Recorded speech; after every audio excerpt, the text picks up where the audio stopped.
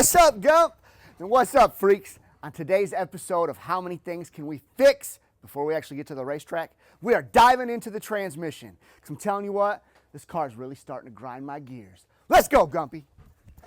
To some losses through the process had me furious, but I got eyes on the vision, can't get delirious. Fall in love with the game and then you marry it. I think I married it. This the anthem. If you reckon with it, put your hands up. Yeah, this the anthem. If you get up and get it, put your hands up. Okay, so it felt like we were full steam ahead. I had it narrowed down to 3 obvious problems that I knew I still had. Wasn't sure that those were only 3, but it was the throttle body needed to be scaled, the shift box needed to be whatever on the daggum computer to make sure it worked right, and the speedometer just would not work. Do I need the speedometer to drag race? No, but I do plan on doing drag and drives and that type of thing, so I wanted to make sure it worked.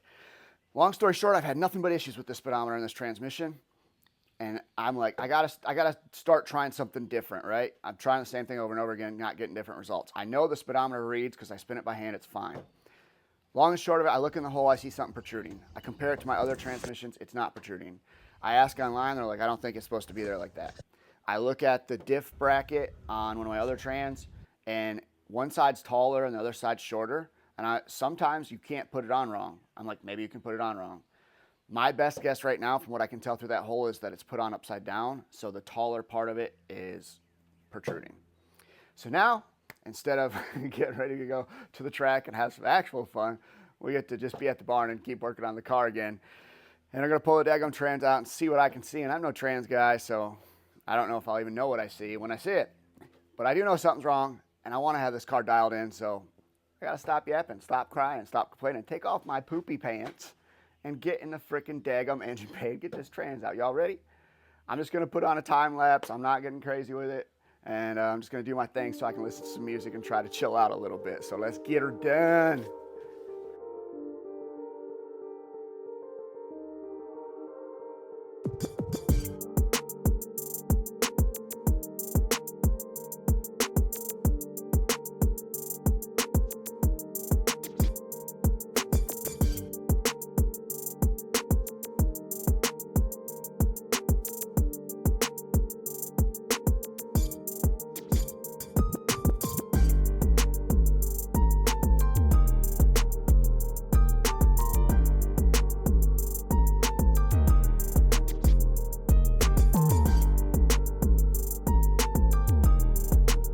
So this piece is definitely on the opposite of the other pieces.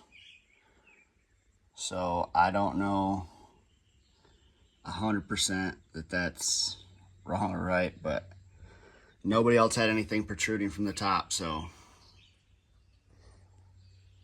there it is. So here we are, guys. Basically, round 2 of me explaining why you shouldn't buy parts secondhand, or maybe don't buy parts secondhand without all the proof. I met a dude, he seemed more than trusting. He worked with me on a lot of things. Now I know why.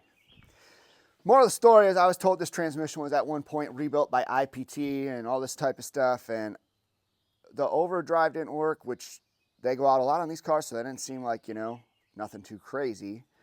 The speedo never worked though. Well, I got it to work randomly for no reason. Long and short of it, pull the front diff cover off and the diff saddle is installed upside down. Now with all the miscellaneous stuff I've had come from this car, I feel like I'm just done with that transmission as far as trusting that it's good and trusting everything was done right. Because obviously it was worked on, but not by somebody who probably knew what they were doing. I'm going to waste about an hour. I'm going to give myself an hour or so to clean this transmission up. I've already started in between my workouts. Instead of taking like full 60-second breaks, I was wire wheeling some sections. I just cannot put this thing in there ugly as possible. So I got to put some work in, put some time in. Might be pointless. I don't care. It matters to me. So that's what we're going to daggum do. And as long as I get this thing cleaned up, I see no reason that it can't be installed today. I don't know if it'll be fully installed and running and all that stuff. Depends on, what happens throughout the day, what kind of calls I get and all that type of stuff. We'll see how many interferences we have with this project. But number 1 project, switching over to time lapse. Gonna waste my time wire wheeling some of this crap off of here. I'm assuming you'll be able to tell that obviously I started up here and I did some of that, but like most of it looks like that, or looked like that, or that. And again, I already did some over here too, so. Not gonna get crazy, but I'm gonna get crazy.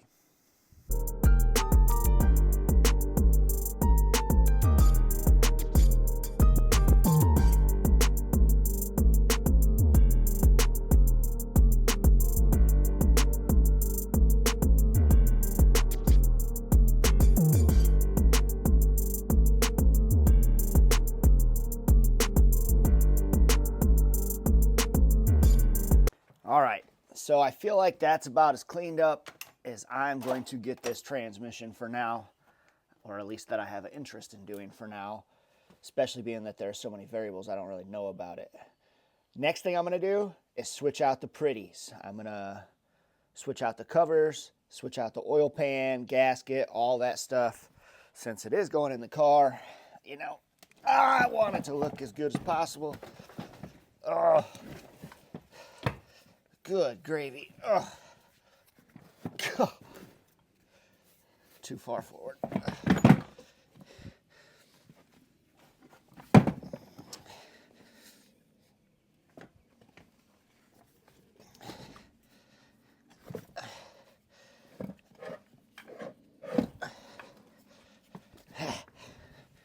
Hey.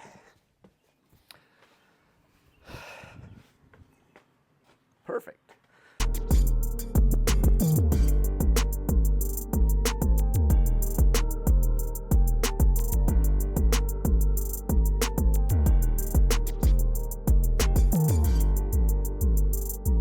I'm assuming that this was a strategy on someone's behalf. I freaking pray, because I've never seen that before. But there is some, I guess, what is this? This is like grease, but from what?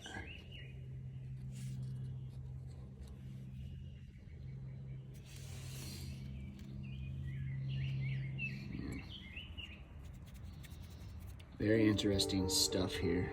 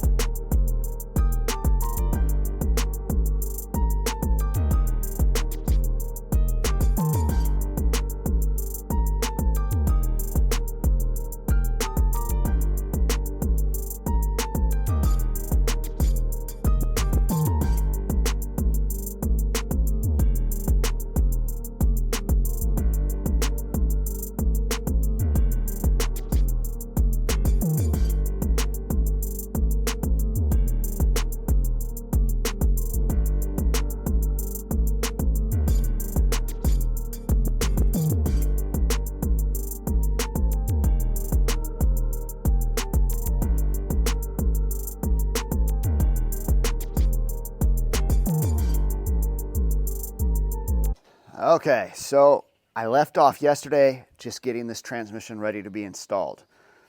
I don't know crap about transmissions. Neither one of them honestly looked that good on the inside. This one though I know worked in a car I had in the past, and everything seemed fine from what I remember. I got to try something, you know, to just get the car ready, because I'll be able to take the other transmission in to get it inspected, but obviously, you know, I'm gonna have to wait, find out what's wrong, get the parts. And the other one had more actual flakes in it.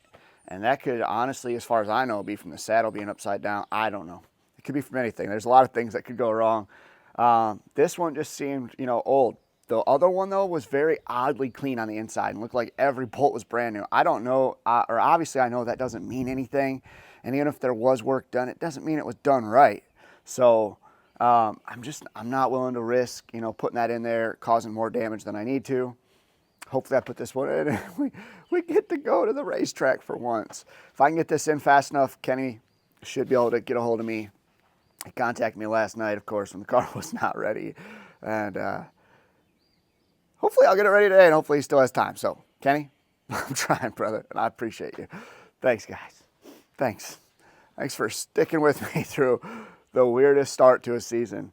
I literally replaced more big item things this year without leaving the barn than I have ever in any of my cars. It's part of racing. It's not going to slow us down until I run out of money, which is pretty much already feels like it's happening the way I'm just going through parts for no reason. But we're going to give it a grind. We're going to see what we can do. Ain't nothing to it but to do it. Let's jump in, y'all.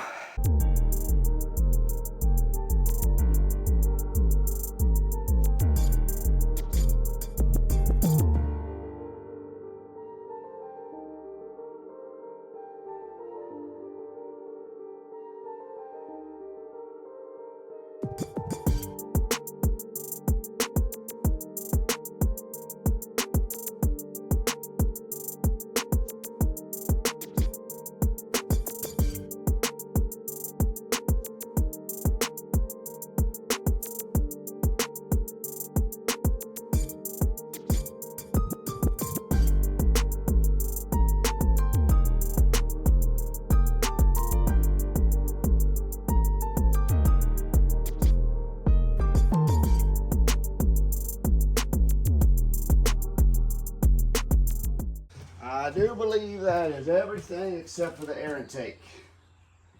Reckon we'll find out in 2 seconds, right?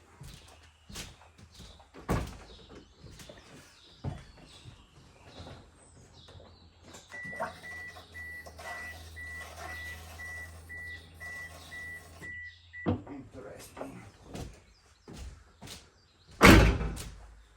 No starter.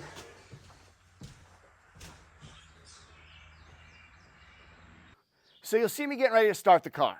It wasn't working, and I kept feeling some tension going into park. Obviously, that's not supposed to be there. Once I started messing with it, eventually I got it in neutral and it would start, but it wasn't going into any gears. Long and short, I just put the valve body in, new to transmissions, like I said. I'm calling it a valve. I don't know what it's technically called, so. But it comes down and it has like a little notch in it. That's where the shift lever is supposed to be. I did not make sure it was there.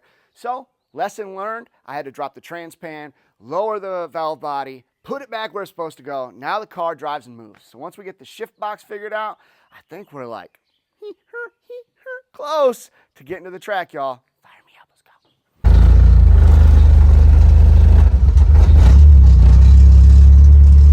All right. We are driving. Very curious to see if the speedometer will work. Very curious to see if it'll shift fine. Very nervous at the same time.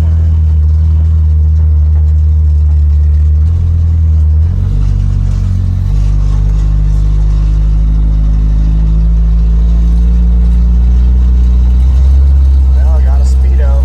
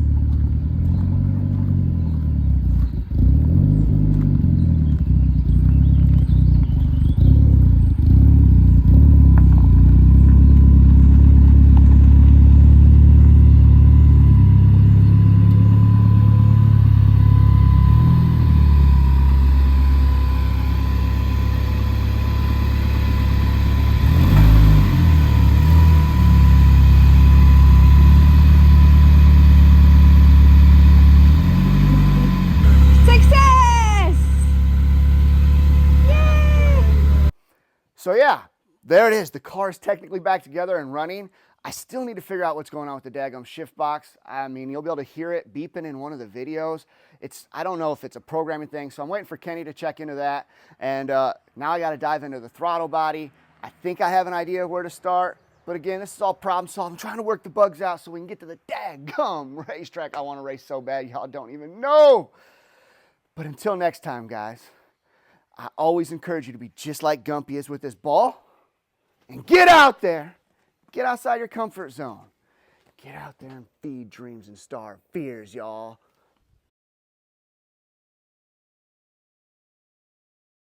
Meet Jackie, the Jackson Shitbox. Hey-ya! Oh! Tackle!